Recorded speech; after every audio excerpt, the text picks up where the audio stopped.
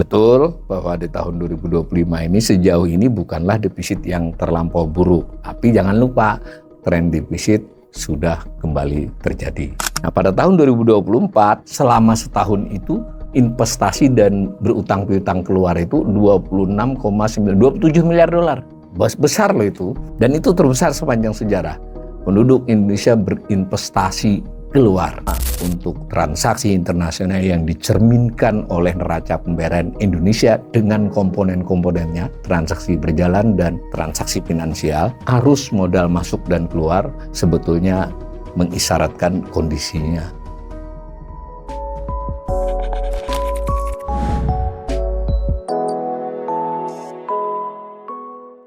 Salam cerdas, Ibu, Bapak, Saudara-saudara yang saya hormati. Sesi assessment kali ini saya melakukan analisis umum terhadap kinerja transaksi internasional Indonesia ya. Jadi antara penduduk Indonesia dengan non-penduduk atau asing. Dasar data utama dari assessment saya ini adalah publikasi Bank Indonesia tentang laporan neraca pembayaran Indonesia (NPI) ya, balance of payment, yang sudah disajikan untuk kondisi triwulan 2 2025, berarti sampai dengan 30 Juni, publikasinya di akhir Agustus. Itu terdiri dari 5 assessment. Saya akan sampaikan assessment yang pertama ini bersifat menyeluruh ya, semacam helikopter view terhadap kondisi neraca pembayaran Indonesia, artinya kondisi transaksi internasional Indonesia. Saya kutipkan dulu laporan. Jadi laporan Bank Indonesia itu sebenarnya sebuah dokumen kurang lebih 40 halaman. Tetapi Bank Indonesia juga membuat pernyataan siaran pers ya, kurang lebih 1 halaman 4-5 paragraf biasanya, berisi dengan semacam eksekutif summary ya, ringkasan eksekutif dari dokumen tersebut. Nah, ini saya kutipkan dari rilis tersebut dulu pertama. Nah, disebutkan bahwa judulnya sekaligus ini ya, kinerja neraca pembayaran Indonesia pada triwulan 2 2025 tetap terjaga di tengah ketidakpastian global yang masih tinggi. Itu judulnya, dirilis 21 Agustus lalu. Nah, menurut saya klaim berlebihan, judul itu merupakan klaim berlebihan karena sebenarnya dialami defisit 6,74 miliar, 6.743 juta. Padahal NPI lebih sering alami surplus. Nah, kemudian diklaim juga di rilis tersebut bahwa defisit transaksi berjalan tercatat terendah di tengah pelambatan ekonomi global dan harga komoditas. Nah, padahal juga defisit. Kemudian dikatakan lagi bahwa transaksi finansial tercatat defisit yang terkendali ya gitu ya. Kalau digabungkan triwulan 1 dengan triwulan 2, nanti assessment saya memperlihatkan assessment selama 5 kali ya, ini yang pertama dulu, itu sebenarnya terbilang buruk dari biasanya. Jadi assessment ini saya buka dulu dengan rilis Bank Indonesia selalu menurut saya melebihkan dan menyamarkan kondisi yang terjadi. Kalau kebetulan baik ya glorifikasi menurut saya, tapi ketika kondisinya sebenarnya memburuk, Bank Indonesia menyajikan dengan cara seolah-olah keadaannya masih baik begitu. Ya tentu saja sebagai otoritas ekonomi ya harus demikian agar tidak, maksudnya harus menyampaikan hal-hal yang tidak menakutkan agar kredibilitas perekonomian masih terjaga. Tapi kalau terus-menerus dilakukan dengan kalimat-kalimat yang menurut saya berlebihan, tidak sesuai data yang juga disajikan, itu malah lama-lama orang sudah terbiasa, investor terutama ya. Saya ekonom saja melihat judul-judul rilis Bank Indonesia ini, waduh, ini bukan rilis yang judul yang pas sebenarnya. Itu ya kira-kira.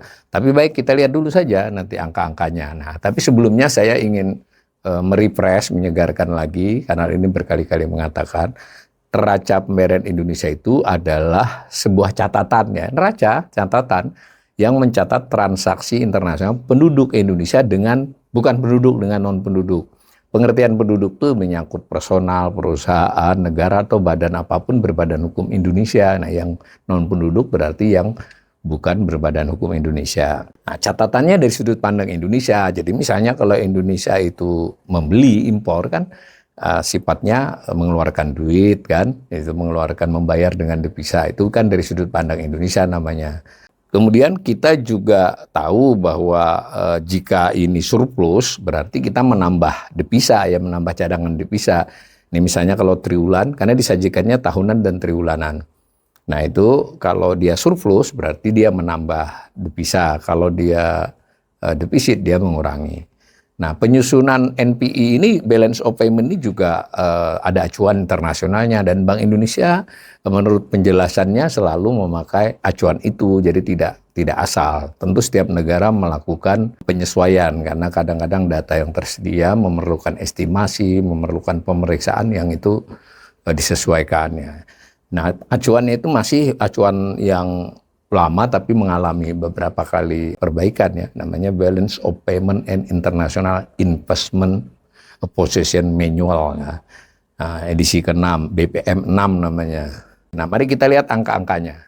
Nah, ini saya ambil, saya ringkes dari laporan Bank Indonesia tadi yang ada penjelasan narasinya, ada lampiran tabel-tabelnya yang besar.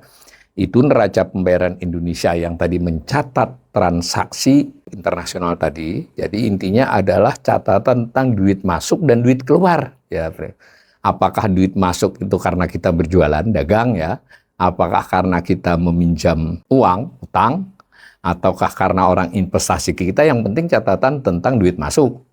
Valutasing dalam hal ini, hard currency ya. Mencatat juga tentang yang keluar berarti kalau kita misalnya impor barang kan kita keluar duitnya. Kalau kita membayar utang, cicilan utang kan keluar, dan seterusnya. Begitu juga dengan investasi ya, orang Indonesia juga ada yang investasi ke luar negeri. Nah, maka dicatatlah semacam ini. Jadi komponen dari neraca pembayaran Indonesia itu ada yang disebut dengan transaksi berjalan, transaksi modal, lalu transaksi finansial. Lalu disajikan 1, 2, plus 3. Tetapi kita belum sempurna ya pencatatannya, masih banyak kekurangannya catatan Bank Indonesia itu. Jadi ibarat orang berusaha itu punya pembukuan, dihitung nih duit keluar, duit masuk, baik yang karena membayar utang piutang maupun karena berjualan. Nah, ada catatannya, ternyata dengan duit yang ada di dalam sebutlah laci gitu, itu tidak sesuai sehingga ada istilah selisih perhitungan bersih. Nah, yang dipakai adalah yang aktual, duit yang ada itu keluar sekian, masuk sekian, menyisakan berapa, namanya neraca keseluruhan. Nah, itu ya. Nah, ini disajikan tentang angka yang paling kanan itu angka 1 semester. Jadi selama 6 bulan. Karena neraca pembayaran Indonesia itu sifatnya adalah arus flow. Jadi selama setahun, selama 3 bulan, triwulan, selama 6 bulan. Ini 6 bulan ini saya jumlahkan dari triwulan 1 dan triwulan 2. Nah, secara keseluruhan di semester 1 ini mengalami minus 7,53 miliar. 7.530 juta dolar Amerika. Bersifat keluar, jadi kita banyak membayar. Nah, padahal pada tahun 2024 selama setahun itu mengalami surplus, artinya duit masuk selama setahun 7,21 miliar dolar. Nanti perlahan-lahan kita jelaskan, ini 3 komponen kan jadinya, transaksi berjalan, transaksi modal, transaksi finansial. Sedangkan selisih perhitungan bersihnya saya tidak jelaskan ya, karena itu adalah catatannya Bank Indonesia, nggak ada penjelasannya. Nah, jadi nanti kita akan melihat 3 komponen itu, dan karena komponen kedua transaksi modal itu kecil, itu tidak saya analisis, sehingga nanti analisisnya lebih transaksi berjalan dan transaksi finansial. Dan yang penting yang nomor 6, yang neraca keseluruhannya.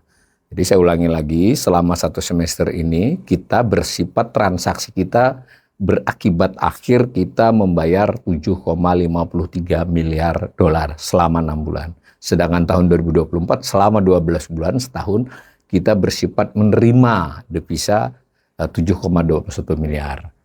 Nah, ini sumber dari yang saya olah tadi adalah ada tabel di laporan yang 40 halaman itu. Saya tidak jelaskan angkanya, itu komponen-komponen yang lebih rincinya. Ini namanya neraca pembayaran Indonesia. Tadi yang saya ringkas tadi saya ambil item-item utamanya. Ya, ini silakan para pemirsa nanti kalau ada kesempatan mengunduh langsung dari Bank Indonesia. Nah, kalau saya buat itu tadi kan semester 1 2025 dan angka tahun 2024 yang neraca keseluruhan tadi sifatnya. Ini kalau saya gambar dari tahun 19 berapa itu? Dari 1982. Jadi saya gambar kurang lebih 44 tahun ini. Bagaimana kondisi dari tahun ke tahunnya? Semua dalam setahun ya, kecuali yang paling akhir baru 6 bulan. Nah, kalau saya buat gambar itu warna, saya warna dari saya itu bukan dari Bank Indonesia angkanya, itu yang merah itu berarti kita pada tahun tersebut mengalami defisit ya, lebih banyak membayar.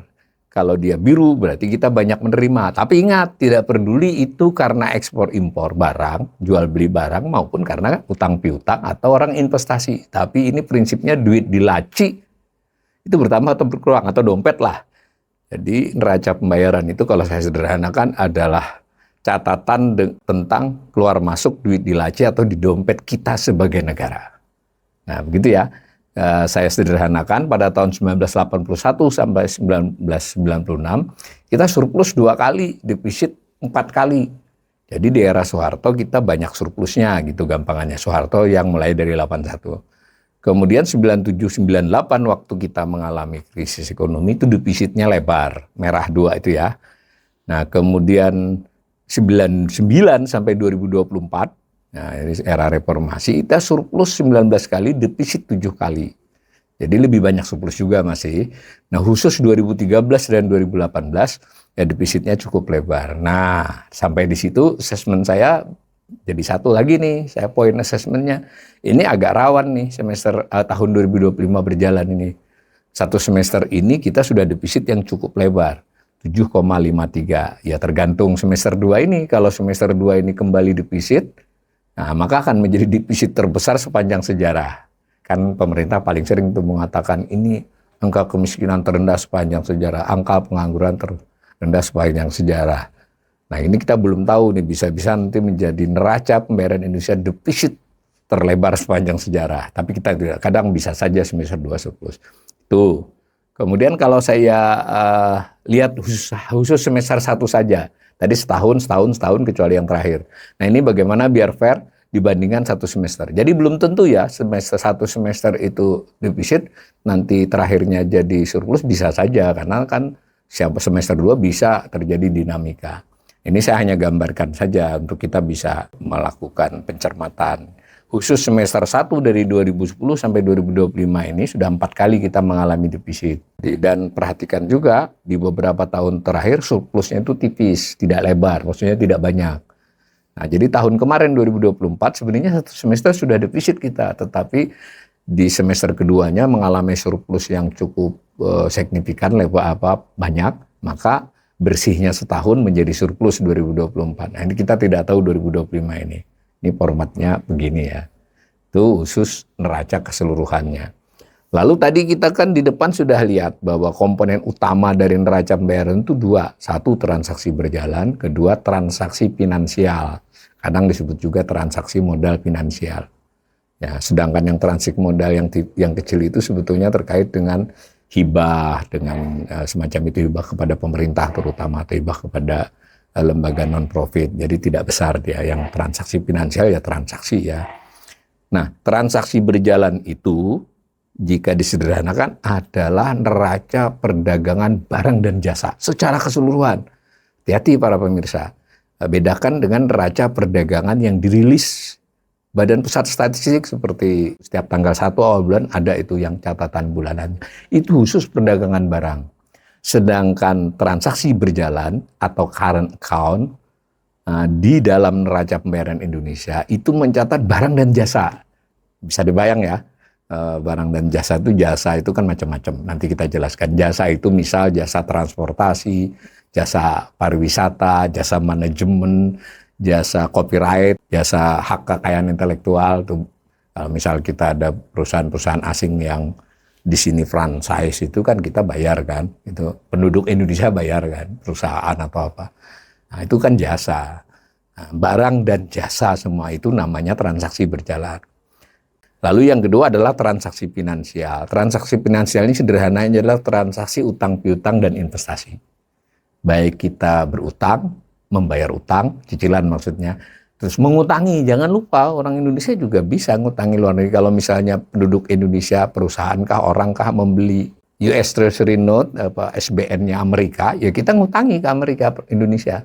Jadi ada tetap, ada. Nah, jadi utang piutang, kemudian juga investasi. Kita sudah tahu pemerintah sedang selalu mendepankan agar asing masuk investasi di Indonesia, yaitu dicatat di transaksi finansial. Nanti kita lihat bagaimana kondisi masing-masingnya. Nah, ini transaksi berjalan dulu. Saya ulangi, transaksi berjalan adalah catatan nilai perdagangan barang dan jasa secara keseluruhan. Kalau disebut tahun 2024 selama setahun. Setahun kan ekspor impor. Menjual maupun membeli, tapi barang dan jasa, bukan hanya barang ya. Nah, kalau dilihat gini saya tandai ini, kecuali yang tahun 2025 baru 6 bulan, belum 1 tahun. Kalau merah itu berarti kita banyak impornya, kalau biru itu banyak ekspornya. Perhatikan gambar ini, dari 81 sampai 97 kita selalu defisit. 98 sampai 2011 kita selalu surplus. 2012 sampai dengan 2020 defisit dan sangat lebar, itu kan nilai itu. Batang itu menunjukkan nilai dengan skala di sebelahnya. Nah, 2021-2022 secara windfall lah, secara entah blessing lah istilahnya, untung itu antara lain karena harga komoditas, karena tahun-tahun 2021 itu banyak negara nggak berani ekspor karena COVID ya, kita termasuk negara yang lebih longgar dalam mengekspor gitu. Maka kita 2021-2022 itu surplus. Nah, mulai 2023 kembali ke pola semulanya. Defisit melebar di 2024. Nah, di 2025 ini baru berjalan 6 bulan, kita masih defisit dan kelihatannya akan tetap defisit meskipun belum tentu lebih lebar dari 2024. Kita lihat. Jadi satu komponen transaksi berjalan itu defisit.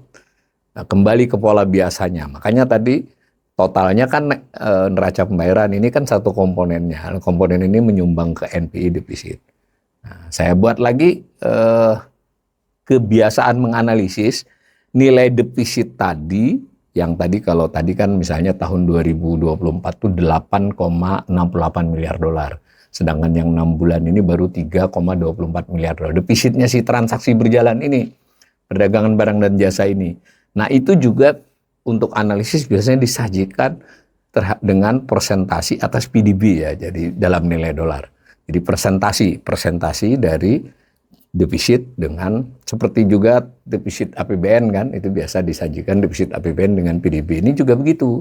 Semakin lebar defisit ya semakin lebar rasio, dianggap itu kondisi tidak terlampau baik. Nah, kalau dilihat begini ya mengikuti pola nominalnya. Ya, tetapi kan nominalnya itu dikaitkan dengan PDB, jadi bisa saja 1 tahun defisitnya lebih lebar, tapi secara presentasi menurun karena PDB melaju lebih cepat. Nah, sejauh ini di tahun 2024 tadi itu defisitnya sih masih tipis, meskipun 8,68 miliar tuh secara PDB cuma min 0,15% dari PDB. Nah, di 2025 ini bisa jadi lebih tinggi ya. Bisa 0,62. Nah, ini yang sejauh 6 bulan ini begitu karena PDB-nya masih pada PDB perakiraan disetahunkan. Kita lihat nanti. Jadi sejauh ini sih defisitnya relatif masih kecil dibandingkan sebelum-sebelumnya, tapi trennya kan sudah tren defisit. Nah, lalu khusus 1 semester, khusus 6 bulan. Nah, ini kita lihat. Nah, polanya kalau yang 6 bulan dengan setahun ini tidak banyak beda ya. Nah, cuma nilainya. Jadi kalau di 1 semester itu defisit, biasanya sepanjang tahun akan defisit. Nah, tinggal 6 bulan lagi. Ini gambarnya. Nah, jadi ini perbandingan defisit selama 1 semester. Betul bahwa di tahun 2025 ini sejauh ini bukanlah defisit yang terlampau buruk. Tapi jangan lupa tren defisit sudah kembali terjadi.